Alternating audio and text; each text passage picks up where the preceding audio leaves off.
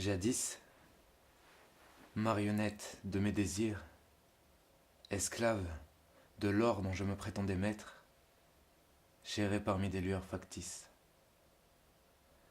Un jour, il m'a paru que la lumière ne naissait que dans le silence. Dès lors, je me consacrai à la voie du retour. Loin des tempêtes, dans cet antre sylvestre, je me suis retiré. Je cultive mon jardin, je bâtis ma cathédrale. Seules les étoiles contemplent mon sommeil. Nonobstant mon dessein de rompre avec mes semblables, je gardais avec eux un point de contact. Une vieille radio sur laquelle j'écoutais les litanies du siècle. La vérité n'existe que pour qui y renonce. Il faut s'écarter du badinage pour se concentrer sur le labeur nécessaire à l'amélioration de notre condition. Je préfère admirer les fleurs et les oiseaux et suivre Dickinson ou l'illustre Thoreau dans la contemplation d'un nouvel absolu et la quête d'un moi superbe et inconnu. Une nuit, à la pâleur d'une bougie, j'écoutais une mythologie musicale. Ma radio s'éteignit. Au commencement, je pris avec bienveillance cette défaillance mécanique. Je voyais là une opportunité de m'avancer dans la voie de l'épure. Ensuite, trop engagé dans l'ascèse, je regrettais mes frères. Car toute œuvre ne porte sens que dans l'altérité. Il ne faut pas tendre son imaginaire jusqu'à la rupture, ni l'agiter sans raison. L'harmonie se situe dans la voie du milieu. Pour réparer ma radio, je rejoignis la ville. Par un sentier étroit, je croisai un lac, aussi mélancolique qu'un poème. Là pleurait une jeune fille toute de blanc vêtue. Semblablement à Golo, croisant Mélissande de perdu, je lui adressai la parole.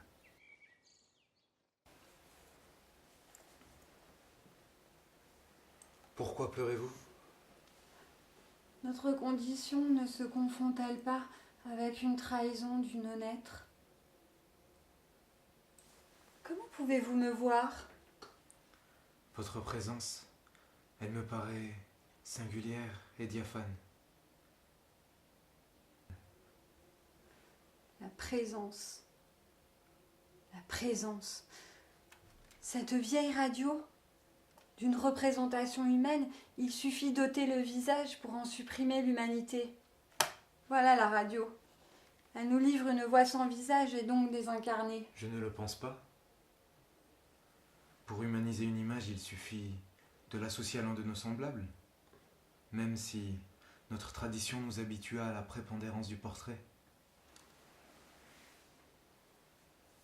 Déjà, la représentation d'une main humanise une image. Si vous la voyez meurtrie, elle vous attriste. En l'absence de visage, la voix lyrique seule suffit à représenter une émotion humaine. De même, nous lisons des poèmes dont nous ignorons le visage. Qui dira le regard d'Homère et celui de Lao Tse ? De même, l'écriture manuscrite contient une trace de subjectivité. Humanisons de la sorte une suite de conventions. L'humanité se transmet non seulement par son visage, mais également par toute expression de sa subjectivité. Pourquoi me regardez-vous ? J'explore votre regard. Le regard, par son aspect spéculaire, s'établit à la fois comme sujet et objet de la contemplation. Votre présence, elle me paraît singulière et spectrale. Serions-nous des personnages ? Tenez, je me confondrais bien avec un personnage du théâtre de No. Ou les silhouettes de la lune vague après la pluie. Ou sur les traces d'un symbolisme à la Maeterlinck. Quel est votre nom? Je ne vous permettrai pas cette discourtoisie de briser le mystère que je vous offre. Êtes-vous un songe? Êtes-vous un ange?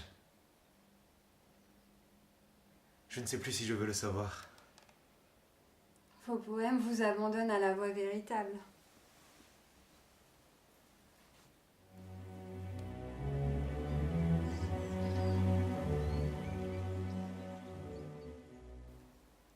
L'altérité dépend du temps.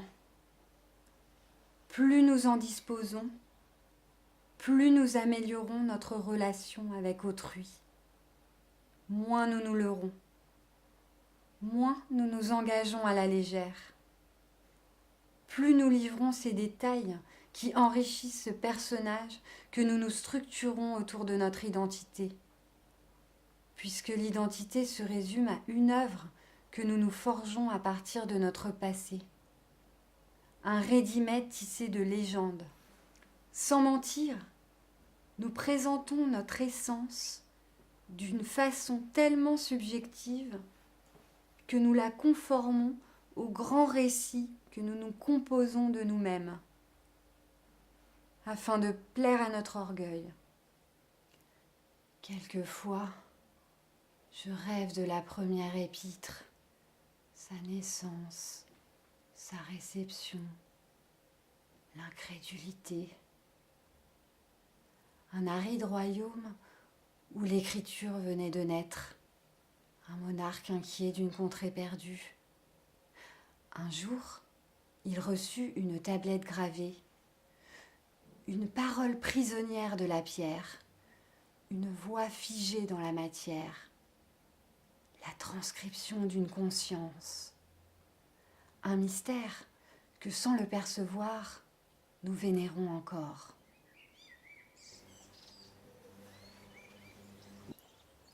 L'écriture signifie l'immortalité.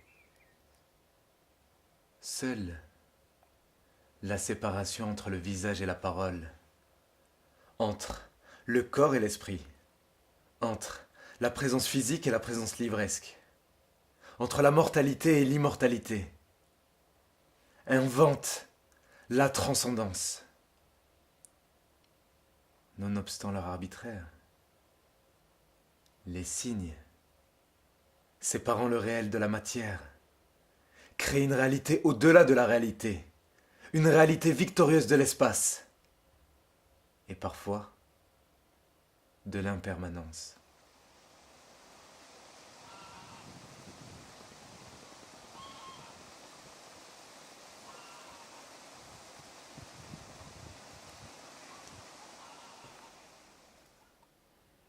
Ce lac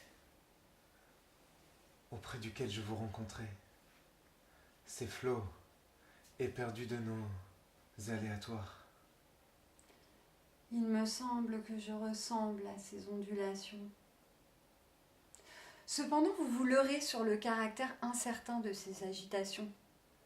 Votre orgueil désigne comme aléatoire tout ce que vous n'entendez pas. Pourtant, vos érudits qualifient cette vaine agitation de mouvement brownien. Et ne divague guère ces pétales de rose qui dansent sur les vagues. Je n'appartiens pas à ce monde. Je vous dois ma liberté. Je ne saurais pas m'appesantir auprès des mortels. Ne me retenez pas. À travers le silence, observez donc encore quelques semblances de substance.